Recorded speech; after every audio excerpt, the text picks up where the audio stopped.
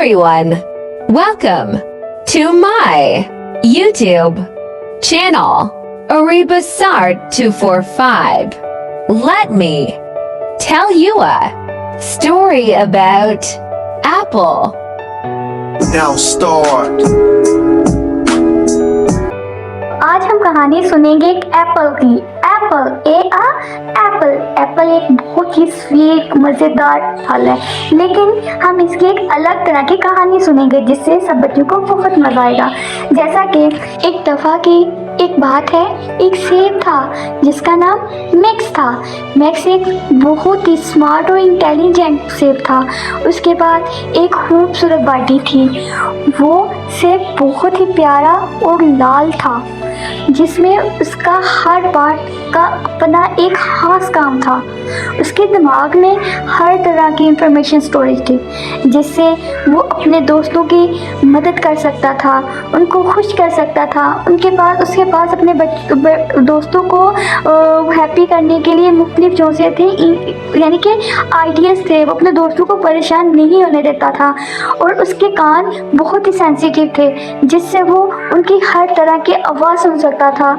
और उसकी आंखें बहुत ही शार्प थी, जिससे वो हर चीज़ को आसानी से साफ दे सकता था, यानी कि वो हर मुश्किल से समझता था। उसके हाथ बहुत ही स्ट्रॉन्ग थे, जिससे वो हर चीज़ को पकड़ सकता था, हर काम को आसानी से कर सकता था।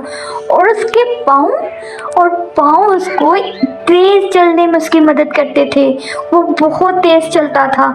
उसको कहीं भी जाना हो तो उसको मुश्किल पेश नहीं आती थी, क्योंकि उसके पाँव इतने तेज़ चलते थे, उसको आसानी से उसकी मंजिल तक पहुंचा देते थे।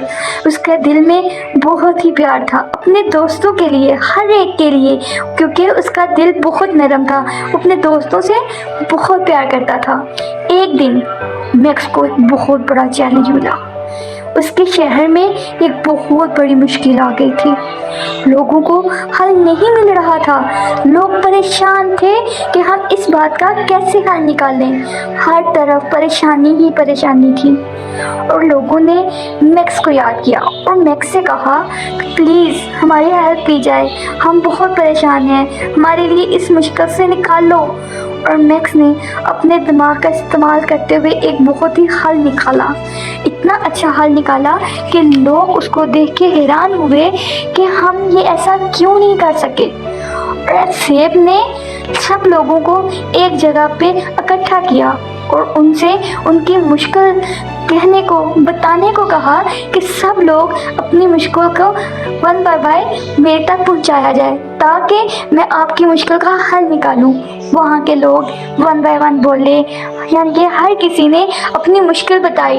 यानी कि उसको बताने का मकसद ये था कि सुनने का मकसद भी ये था कि सेब उनकी परेशानी का हल निकाल सके। उसने अपने कानों से लोगों की मुश्किल सुनी, हर आराम से सुनी। उसने मुश्किल का हल निकालना चाहा। अपनी आंखों से मुश्किल को देखा कि क्या मुश्किल है, मैं इसे कैसे हल कर सकता हूँ।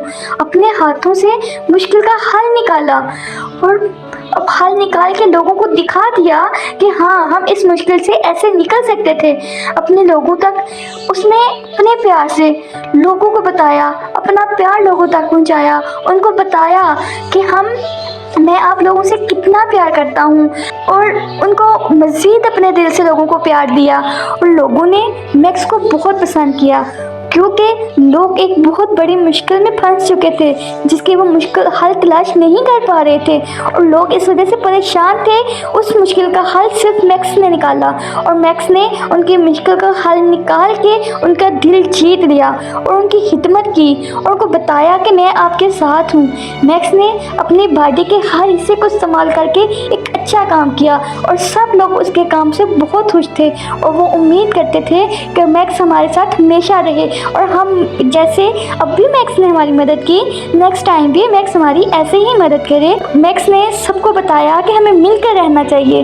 और आखिर में हमें इस कहानी से सीखने को ये मिलता है कि हम अपनी बॉडी को इस्तेमाल करके और अच्छा इस्तेमाल करके बुरे कामों को अच्छे में बदल सकते हैं। वो हम पे है कि हम अपनी बॉडी فائدے کو کس استعمال میں لاتے ہیں۔